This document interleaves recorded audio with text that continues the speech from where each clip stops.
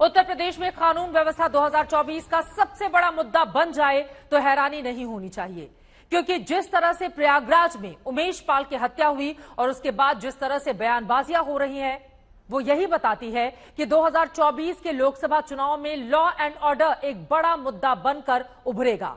एक तरफ विपक्ष योगी सरकार पर सवाल उठा रहा है, तो योगी सरकार के मंत्री और बीजेपी के नेता खुले तौर पर कह रहे हैं कि अपराधियों की गाड़ी अगर पलट जाए तो आश्चर्य नहीं होना चाहिए। यह रिपोर्ट देखिए।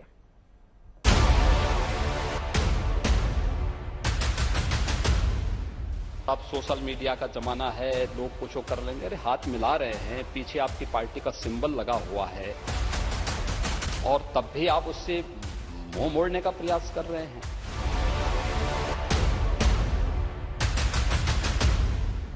अगर उसकी बुद्धि फिर गई वो पुलिस के ऊपर हमला करेगा, और हमला करेगा तो हो सकता है कि उस समय पर हमले में गाड़ी इधर उधर बहकेगी, पलट जाएगी।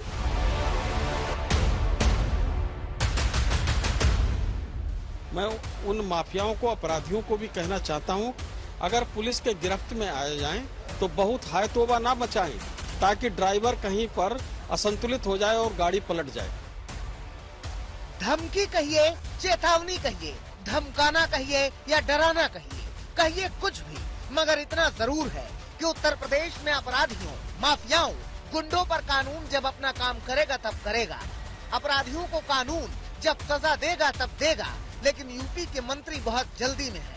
वो बताते हैं कि किसी भी अपराधी की गाड़ी कभी भी पलट सकती है। जो अपराधी माफिया पूरे प्रदेश में नंगा नाच कर रहे थे, आज आप देखते होंगे कि जब सुनवाई के लिए जाते हैं तो व्हील चेयर पर बैठकर जाते हैं। और साथ ही साथ मैं उन माफियाओं को, अपराधियों को भी कहना चाहता हूं, अगर पुलिस के गिरफ्त में आ जाएं तो बहुत हाय तौबा ना मचाएं, ताकि ड्राइवर कहीं पर असंतुलित हो जाए और गाड़ी पलट जाए। तो गाड़ी पलटती है तो जिम्मेदार उसी अपराधी माफिया की ही होगी। जेपीएस राठौड़ के पहले बीजेपी के सांसद सुब्रत पाठक ने भी यही बात दोहराई थी। उन्होंने ट्वीट करके कहा था कि किसे मालूम कल अतीक अहमद की भी गाड़ी पलट जाए। सुब्रत पाठक से सवाल किया गया कि इस बयान का क्या अर्थ निकाला जाए, तो जवाब सुनिए। मैंने गाड़ी पलट जाए तो मुझे आश्चर्य नहीं होगा। मैंने ये नहीं कहा कि गाड़ी पलट जाएगी, मैंने कहा गाड़ी पलट जाए तो आश्चर्य। भाई देखो, एक बहन है, उन्हें महिला गर्भवती है, इसको एक बोलता है ना इसके बेटा होगा, एक बोलता है इसकी बेटी होगी, और जो होता है तो जिसकी बात सही हो जाए, मैंने बेटा हो गया तो जिसकी बात बेटा कहा था वो मान लिया, अरे नहीं ये तो बड़ा पहुंचा हुआ व्यक्ति है। तो कुल मिलाकर वो नहीं, एक कयास लगाया जा रहा है। कयास लगाया तो लगाया, मगर आगे धमकी भरा अंदाज भी दिखाया। कहा अपराधी जिस भाषा में समझेंगे उस भाषा में समझाया जाएगा। भाषा कानून के मुताबिक हो या ना हो, संविधान के मुताबिक हो या ना हो, मगर समझाया जाएगा।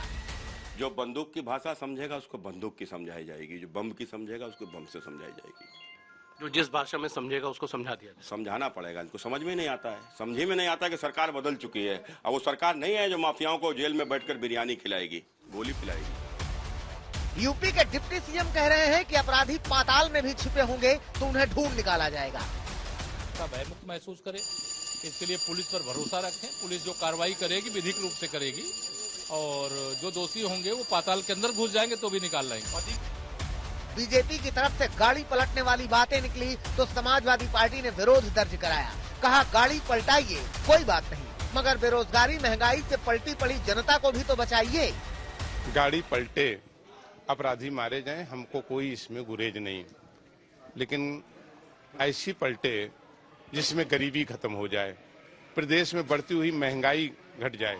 कल महंगाई पर बोला था और गैस सिलेंडर को उल्लेख किया था, और आज तोहफा मिला, गैस सिलेंडर के मूल्य बढ़ गए, बेरोजगारी पलट जाए। समाजवादी पार्टी बीजेपी नेताओं की ऐसी भाषा पर विरोध दर्ज कराती है।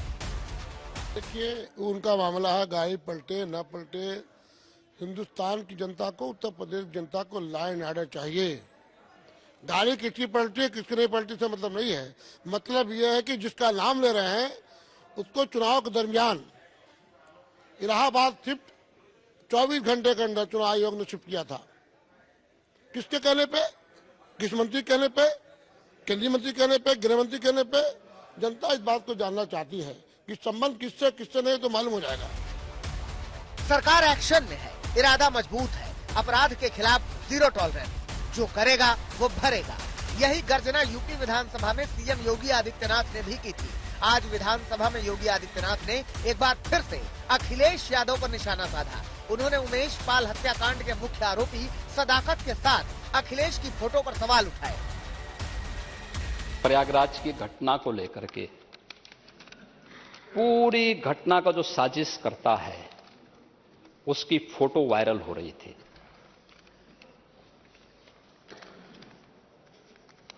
साजिशकर्ता की फोटो वायरल हो रही थी कल, और कोई उससे भाग भी नहीं सकता है। लोग कहें कि साहब सोशल मीडिया का जमाना है, लोग कुछ कर लेंगे। अरे हाथ मिला रहे हैं, पीछे आपकी पार्टी का सिंबल लगा हुआ है, और तब भी आप उससे मुंह मोड़ने का प्रयास कर रहे हैं। योगी आदित्यनाथ ने अपराध को जाति के खांचे में सेट करने वालों पर भी सवाल उठाए। यानी राजू पाल की कोई जाति नहीं थी क्या? जब राजू पाल की हत्या हुई थी तब ये पेशेवर अपराधी और माफिया के संरक्षणदाता कौन थे? बता दें कि योगी के मिट्टी में मिला देंगे वाले बयान के बाद अतीक अहमद के खासम खास असद जफर के घर पर आज बुलडोजर चला है। उधर गाड़ी पलटने वाले बयान के बाद अहमदाबाद की जेल में बंद अतीक अहमद ने सुप्रीम कोर्ट में अर्जी लगाई है कि उमेश पाल हत्याकांड की जांच के लिए उन्हें यूपी न भेजा जाए, यहीं अहमदाबाद में ही पूछताछ हो। अंदाजा लगाना आसान है कि अतीक के मन में क्या चल रहा होगा, मगर इतना जरूर है कि यूपी में एक्शन तेज चल रहा है। प्रयागराज से संतोष कुमार के साथ समर्थ श्रीवास्तव, लखनऊ, आज तक।